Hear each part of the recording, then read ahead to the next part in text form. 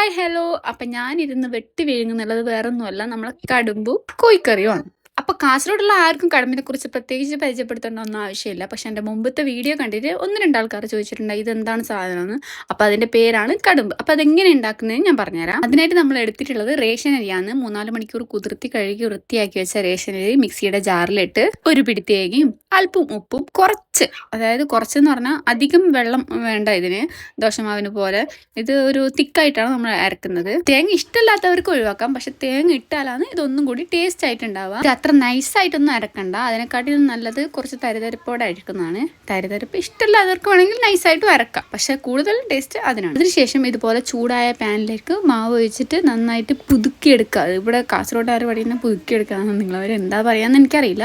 അങ്ങനെ ചെയ്തിട്ട് നല്ലോണം ഉരുട്ടിയെടുക്കുന്നുണ്ട്. ഈ ഒരു പരുവാകുമ്പോഴത്തേക്കും നമ്മൾ മറ്റൊരു പാത്രത്തിലേക്ക് മാറ്റിയെടുത്തിട്ട് അല്പം ചൂടിയാറിയ ശേഷം കൈ വെച്ച് നന്നായിട്ട് ഉടച്ച് ഒന്നും കൂടി കുഴച്ച് ചെറിയ ചെറിയ ഉരുളകളാക്കിയിട്ട് ഇതുപോലെ ഒരു അപ്പപാത്രത്തിലിട്ട് ആവി കയറ്റി എടുക്കുകയാണ് ചെയ്യുന്നത്. എന്നെ സംബന്ധിച്ചിടത്തോളം കാസർഗോഡുകാർക്ക് അപ്പങ്ങളുടെ രാജാവ് എന്ന് പറയുന്നത് പത്തിരിയാണ്. ഒരുപാട് വെറൈറ്റി അപ്പങ്ങൾ ഉണ്ടാക്കാൻ അറിയാമെങ്കിൽ പോലും ഈ പത്തിരി വിട്ടിട്ടൊരു കളിയില്ല എന്നാണ് എൻ്റെ ഒരു നിഗമനം.